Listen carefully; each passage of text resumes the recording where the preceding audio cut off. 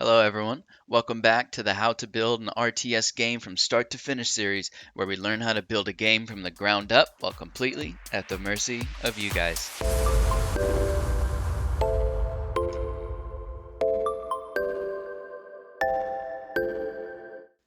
Hey guys, in our last video, we worked on the iconic way of selecting our units by dragging and dropping that you see in RTS games. If you haven't seen that one yet, make sure to go check it out as we're using the same project as before. I'll link to it in the card and the description. This time, we're going to add in some basic unit movement using the NavMeshAgent and just a bit of magic in our code. And I'll explain more about the NavMeshAgent in a moment. For now, let's just create a few more of our player objects and some enemy ones. So let's just duplicate this a few times and let's move them around just a little bit. That way, we have multiple human units. Now let's actually drag our infected unit into the enemy, and we'll duplicate that a few times. Oops, we didn't actually get it under there. There we go. And actually we only need one, so we'll just use one for now, but let's move him somewhere. Let's say here, and let's see how that looks. Great. Now we can select all of our units, but not the enemy unit. However, we can select the enemy unit just by clicking. And we don't want to be able to do that, right? We don't want to add him to our stuff. So for now, we're just going to set a way to not be able to select him. Later on, we will be able to select him, but we want to do something very specific when we do select our enemy unit because we don't want to be able to move him around, right? So for now, let's just go to our layer and let's add a layer. Let's call this enemy units. And let's rename our first layer player units. Now you should see that it automatically updated our prefabs. So we are in player units, and now we need to set this one to enemy units. And yes, we want to change the children. Don't do it in your prefab because that's going to change them completely. We want to change them as we need to, and we'll do that later on in the series. Now, if we go and we test, we cannot select the unit at all. He is just an enemy unit. Great. Now let's create a new C# script, and we're going to call this player unit.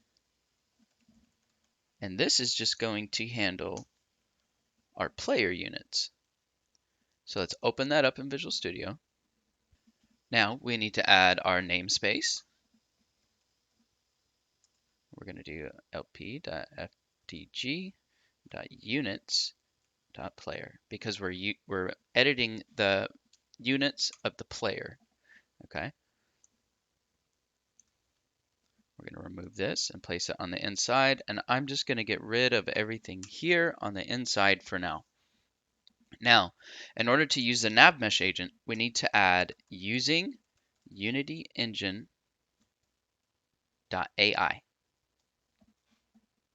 Also, to save us some trouble in the future, we're going to write require component, and we are going to say type of, and open brackets, and we want to get the NavMeshAgent. So what this is going to do is this going to make sure that whatever this script is attached to is going to have a NavMeshAgent. So as soon as you attach the script to an object, it's going to also attach a NavMeshAgent. Now let's reference the NavMeshAgent. So we will say private NavMeshAgent, and we'll just call this just NavAgent.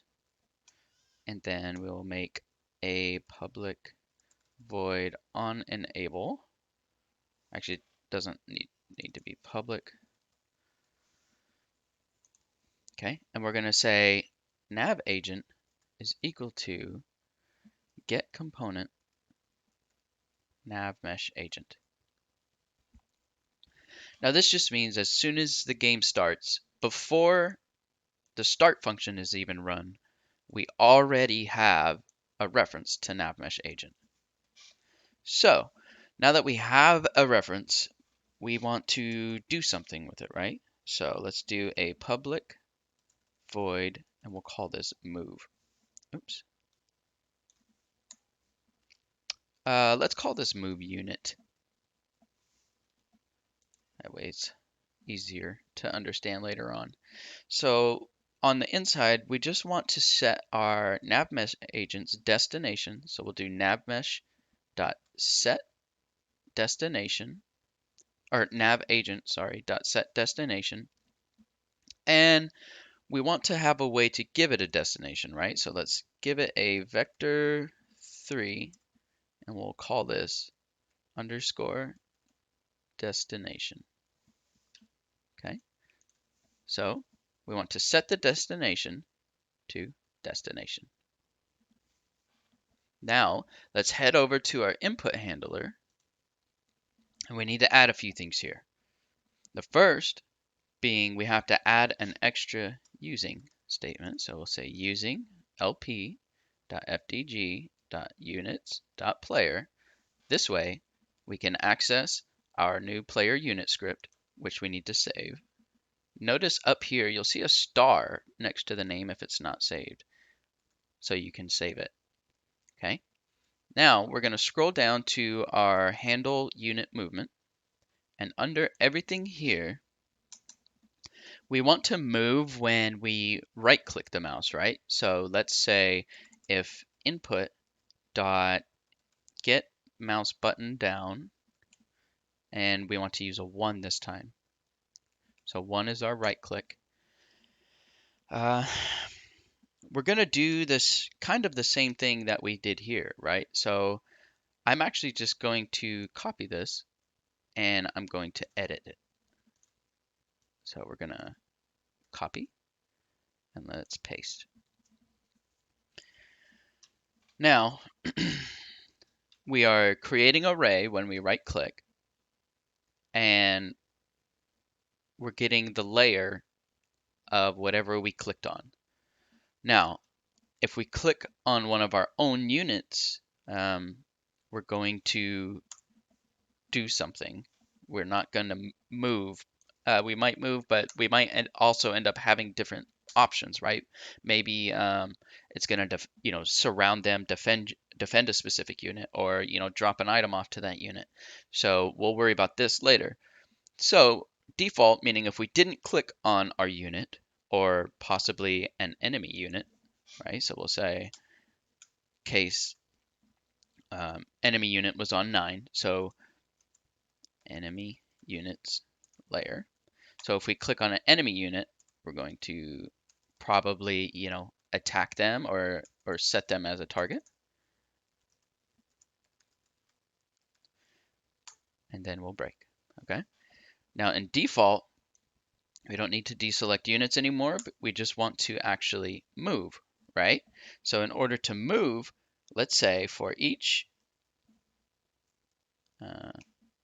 transform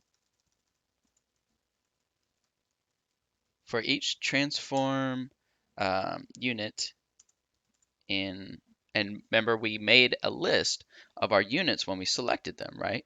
So we want to check that list. So of our selected units, okay, we want to get the information from this player unit, right? So we're going to say player unit.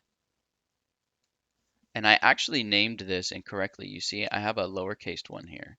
So I'm going to go fix that now. I'm going to go back to Unity.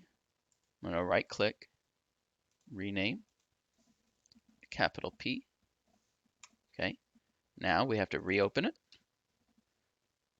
There we go, player unit.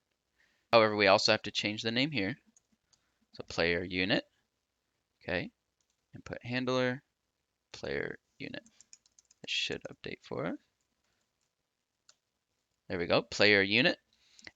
Now we want to make sure that we reference our player unit. So we're going to call this player unit and we're going to say equals unit dot get or dot game object dot get component player unit. Now that we have the player unit component, we also want to add a we want to reference the function on it. So player unit dot move. Oops, not player unit. Sorry, we're going to do pu dot move unit. Now we want to give it a destination, and our destination is where we clicked, right? So we're going to say hit dot point. There we go. Now we are grabbing the player unit component off of every unit that is in our selected units, and we're telling them to move to this point. Now we don't want to keep requesting them to move because this will actually return a null if we don't have any units selected. So let's make a bool here to check if we even have any selected in the first place. So we'll call this private bool have selected units. Okay, and we will say if selected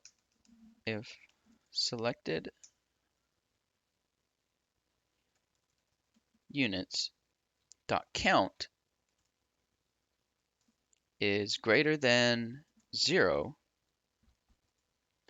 we will return true, meaning we do have units selected. If it's not, meaning if it is equal to 0 or for some reason less than 0, then we return false. We do not have any units selected, which it'll never be less than 0. The lowest our list can go is to 0. So now we're going to go back up to our get mouse button down for our right click. So get mouse button down 1, and we're going to say if we right click and we have units selected, then we will tell them to move. So let's save that, and we'll go back into Unity.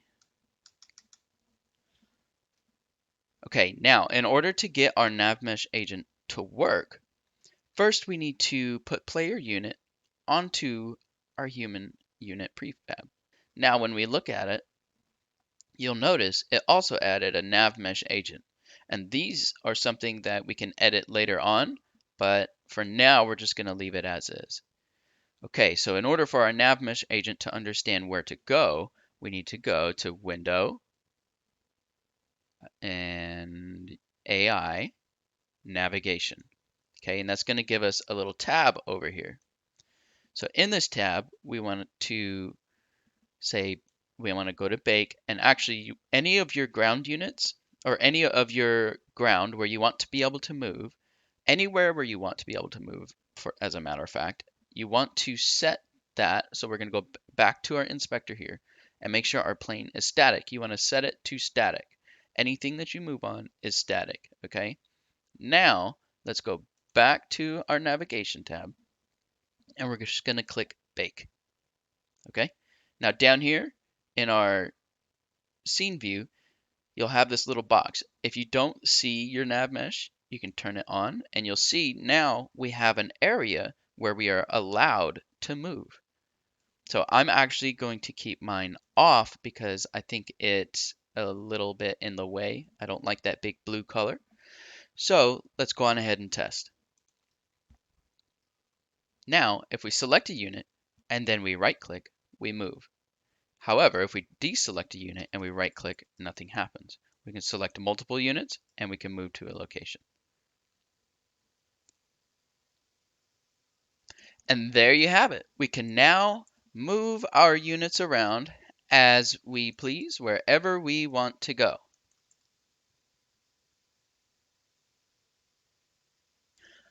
Thank you so much for watching. I hope you enjoyed being able to move our units around in a simple way. And next time we're going to start adding some stats and functionality to our units so we can come back later and add our attack functions. And be sure to join our Discord community if you guys have any questions. And as always, until next time, peace.